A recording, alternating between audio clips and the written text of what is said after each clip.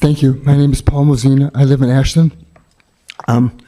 This council and city administration are trying to run the Ashland Fire and Rescue Department's EMS Single Role program, quote, like a business.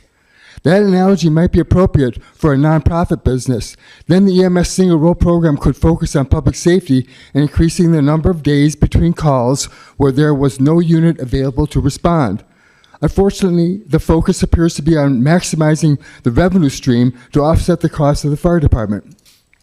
Providing scheduled, non-emergency ambulance transports is one of the ways the fire department earns revenue. And since 2020, these ambulance runs have increased 160%. Okay.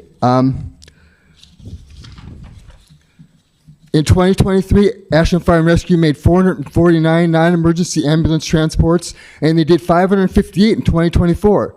So after adding 8 full-time FTEs, Ashland Fire and Rescue has improved from 1 day between calls where there was no one available to respond to 3 days. I think we can do better.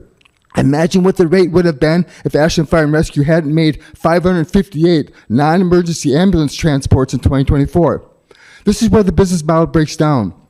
I don't want to pay additional public safety fees so Ashland Fire and Rescue can compete with Mercy Flights and other for-profit ambulance service providers. I want Ashland Fire and Rescue EMS teams at their stations ready to respond to real medical emergencies, not out transporting a person from one hospital to another. If Ashland Fire and Rescue was a business, the city would not attempt, nor could it even try, to charge a fee to people for a service they did not receive, and at the same time reduce the availability of a service they thought they were paying for. We are being asked to subsidize Ashland Fire and Rescue's ambulance service, which, according to the city administrator, has hit a threshold in terms of answering calls. If Ashland Fire and Rescue were a business, there would be some attempt to analyze why there has been a 51% increase in medical dispatches, since 2020. Who are the customers of Ashland Fire and Rescue's EMS services? Where are they calling from? Are there patterns in their medical emergencies? A real business would be asking and answering these questions. Thank you for your time. Thank you.